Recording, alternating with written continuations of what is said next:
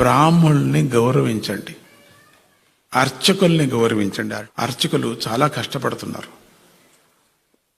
మన దేవాలయంలో ఉండే అర్చకులే అనుకోవద్దండి, అర్చకులందరినీ గౌరవించండి. చేతని చిన్న చిన్న సహాయం చేయండి. వాళ్ళ పిల్లలు పెద్ద పెద్దగా చదువుతున్నారు, పిల్లలు చదవటానికి సహాయం చేయండి.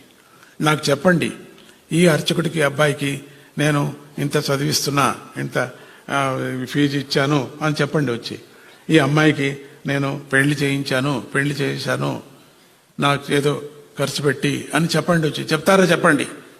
చేస్తామని చెప్పండి. మీ చేతనైన సేవ చేయండి. మీకు ఎదురుగా ఖండితం మన దేవాలయాలు ఉన్నాయి, కనపడుతూనే ఉంటుంది. అది స్వామీజీ ఎంత చేస్తున్నారు లేదని కాదు, ఎంత అని చేయగలరు. మీరు కూడా కొంచెం చేయి వేయాలి, మీరు కూడా కొంచెం ఆదుకోండి. అర్చకుల్ని గౌరవించండి. మీరు దేవస్థానానికి వెళితే వాళ్ళకి గౌరవం ఇవ్వండి.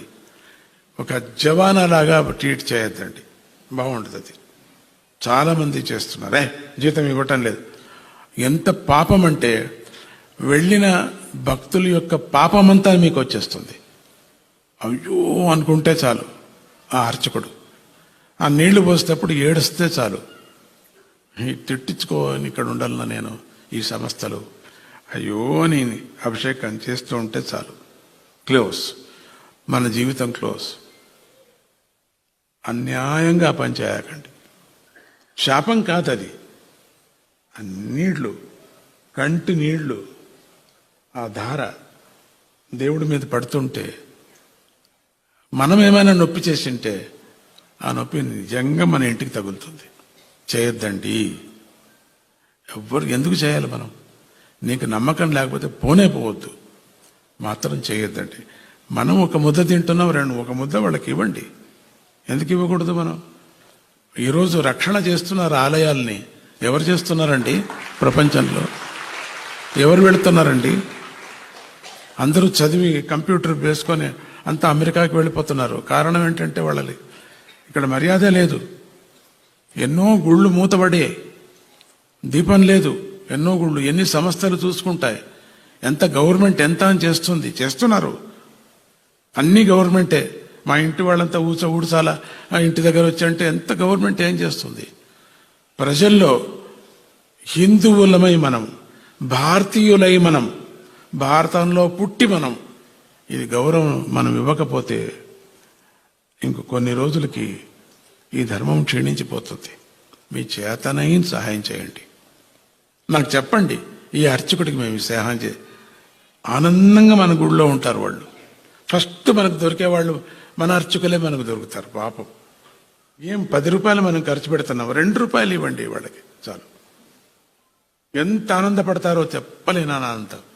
ఒక చీర తీసుకుపోయి ఇవ్వండి, అమ్మ చీర కట్టుకో అని ఒక చీర ఇవ్వండి.